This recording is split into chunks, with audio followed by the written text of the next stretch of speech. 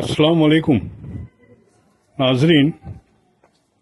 हमने अक्सर देखा है कि अज़ान के वक्त कुत्ता भौंकना चालू कर देते हैं और ये अक्सर फजर की अज़ान के वक्त हमने देखा है और अज़ान होते ही कुत्ते भौंकना बंद कर देते हैं। इसकी क्या वजह है और हमको किस बातों का ख्याल रखना है अज़ान के वक्त? आइए ये वीडियो देखते हैं। तो आज की इस वीडियो में हम बात करने वाले हैं कि आज़ान के वक्त कुत्ता क्यों रोता है। आपने देखा होगा कि आज़ान के वक्त ख़ास तौर पर फजर की आज़ान के वक्त बहुत ज़्यादा कुत्ते रोते हैं। तो उनकी क्या वजह है, किस वजह से वो कुत्ते रोते हैं, यही हम आपको आज की इस वीडियो में बताएंगे। और दोस्तों, इसके साथ साथ हम आपको ये भी बताएंगे कि आज़ान के वक्त किन किन बातों का ख्याल रखना चाहिए, यानी जब आज़ान हो रही हो तो किन किन कामों को नहीं करना चाहिए और आज़ान के क्या क्या आदाब हैं, ये भी हम आपको आज की इस वीडियो में बताएंगे। इसलिए दोस्तों, बहुत ही प्यारी ये वीडियो होने वाली है। आप लोगों से गुजारिश करते हैं कि आप लोग इस वीडियो को आखिर तक ज़रूर देखिएगा। दोस्तों, वीडियो शुरू करने से पहले आप अगर हमारे चैनल पर नए आए हैं तो चैनल को सब्सक्राइब करके बेल आइकन ज़रूर दबाइएगा। तो चलिए दोस्तों, बिना किसी देरी के वीडियो की शुरुआत करते हैं। दोस्तों, हर कोई ये जानना चाहता है कि क्या वजह है कि आज़ान होते ही कुत्ते रोने लग जाते हैं और आज़ान पूरी होते ही खामोश हो जाते हैं, और ऐसा खास कर फजर की आज़ान पर ही होता है। तो चलिए बताते हैं आपको कि इसकी क्या वजह है। दोस्तों, अल्लाह ताला ने जानवरों के अंदर एक ऐसी ताकत अता फरमाई है जो हम इंसानों को नहीं दी है, जबकि अल्लाह ताला ने इंसानों को अशरफुल मखलूकात बनाया है, यानी कि तमाम मखलूकात में सबसे बेहतर बनाया है।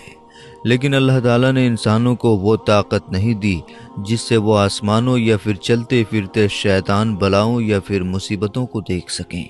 लेकिन ये जानवर उन्हें देख सकते हैं। उन्हें बेज़ुबां होने की वजह से वो इंसानों को नहीं बता सकते, लिहाजा वो ऐसी आवाज़ें निकाल कर इंसानों को खबर करने की कोशिश करते हैं। तो जैसे ही आज़ान शुरू होती है, ख़ास कर फजर की आज़ान हो, तो जितने भी शैतान और बलाएं होते हैं वो रात के वक्त ज़्यादा निकलते हैं, और आज़ान की आवाज़ सुनते ही वो तमाम शैतान और बलाएं वहाँ से भागना शुरू कर देते हैं। ये देखते ही कुत्ते रोने जैसी आवाज़ निकालना शुरू कर देते हैं। कुत्ता जब किसी इलाके में बहुत ज़्यादा रोता है और अगर कुछ ही दिनों में उस इलाके में किसी का इंतकाल हो जाता है, तो इसलिए लोग उसे मनहूस समझकर भगा देते हैं। वो बेज़ुबां मनहूस नहीं होता, बल्कि उसे ये इल्म होता है कि इस इलाके में कोई मुसीबत आने वाली है, और वो इंसान को आगाह करने की कोशिश करता है। तो आप समझ गए होंगे कि आज़ान होते ही कुत्ता क्यों रोता है। ये तो आप जानते ही हैं कि रात के वक्त शैतान और बलाएं निकलते हैं, और सुबह के वक्त जब फजर की आज़ान होती है तो वो शैतान और बलाएं भागना शुरू कर देते हैं, जिनको देखकर कुत्ते रोने जैसी आवाज़ निकालना शुरू कर देते हैं ताकि इंसान आगाह हो जाए। दोस्तों, अब हम आपको बताते हैं कि आज़ान के वक्त किन किन बातों का ध्यान रखना चाहिए। नंबर 1, आज़ान के वक्त बातचीत ना करें। नंबर 2, आज़ान हो रही हो तो सलाम भी नहीं करना चाहिए। नंबर 3, आज़ान के वक्त कोई सलाम करे तो जवाब भी नहीं देना चाहिए। और नंबर 4, अगर कुरान की तिलावत भी कर रहे हों तो भी आज़ान के वक्त खामोश हो जाएं। नंबर 5, आज़ान का अदब ना करने वालों पर अल्लाह का सख्त अजाब होगा। और नंबर 6, आज़ान को गौर से सुनें और हर कलिमात को दोहराएं। नंबर 7, अगर रास्ते में आज़ान शुरू हो जाए तो ठहर जाएं। नंबर 8, आज़ान के वक्त आज़ान पर गौर ना करने वालों पर अल्लाह का अजाब होगा। नंबर 9, आज़ान के वक्त किसी भी तरह का कोई संगीत नहीं सुनना चाहिए। नंबर 10, आज़ान के वक्त औरतों को सिर ढक कर रखना चाहिए। नंबर 11, आज़ान के वक्त कभी भी पैर पसार कर नहीं सोना चाहिए। नंबर 12, जो शख्स आज़ान के वक्त बातों में मशगूल रहता है उसका खात्मा बुरा होने का खौफ है। नंबर 13, आज़ान जब भी सुने आज़ान का जवाब दें। कहने वाला जैसा कहे सुनने वाला भी वैसा ही कहे। नंबर 14, जब मुअज्जिन अशहदु अन्ना मुहम्मदुर रसूलुल्लाह कहे तो सुनने वाला अंगूठे का बोसा लेकर आँखों को लगाए। और नंबर 15, خطبے کی اذان کا جواب زبان سے دینا مقتدیوں کے لیے جائز نہیں ہے۔ اور نمبر 16، حیض و نفاس والی عورت کو اذان کا جواب نہیں دینا چاہیے۔ نمبر 17، پیشاب یا پاخانہ کرنے والے اذان کا جواب نہ دیں۔ دوستو، اذان کے دوران ان باتوں کا ضرور خیال رکھیں۔ اللہ ہمیں اور آپ کو ان سب باتوں پر عمل کرنے کی توفیق عطا فرمائے، آمین ثم آمین۔ دوستو، اب ہم آپ کو بتاتے ہیں کہ 11 کاموں کے کرنے سے اللہ پاک گھر سے برکت ختم کر دیتا ہے۔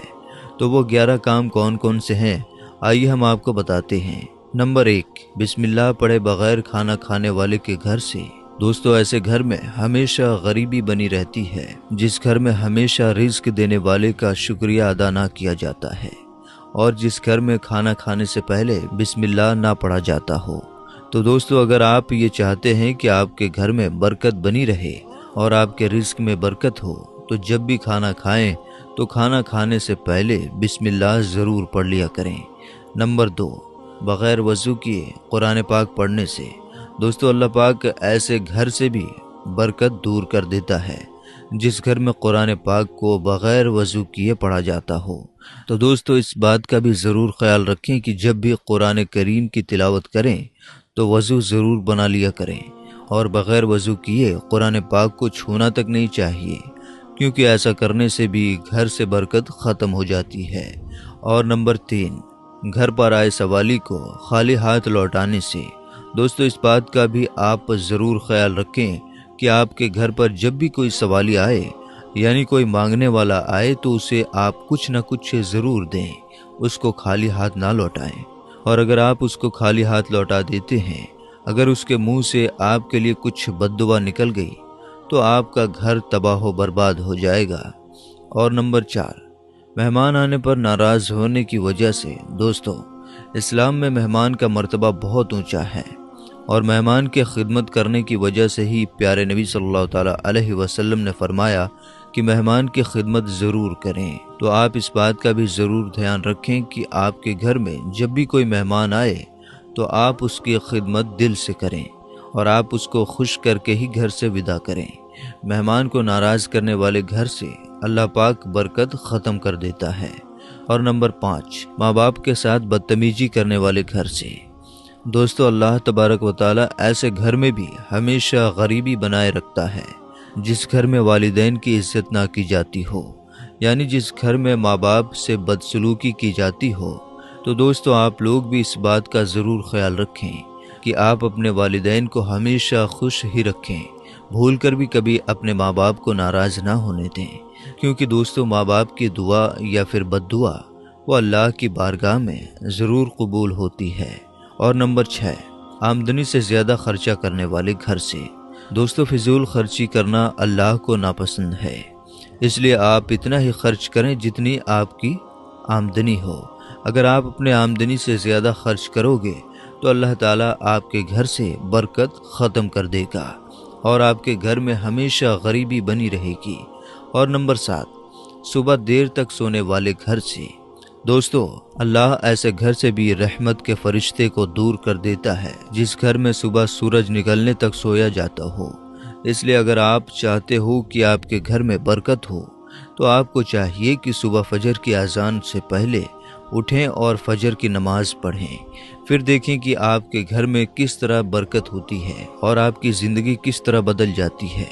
نمبر 8، 40 دن سے زیادہ زیر ناف بال رکھنے کی وجہ سے دوستو اسلام ایک پاک اور صاف مذہب ہے اور پاکی کو ہی پسند کرتا ہے، اس لیے اگر کوئی شخص زیر ناف بالوں کو 40 دن سے پہلے صاف نہیں کرتا تو اللہ اس عمل کو ناپسند فرماتا ہے، اور ایسے شخص کے گھر سے بھی اللہ تعالیٰ برکت کو ختم کر دیتا ہے۔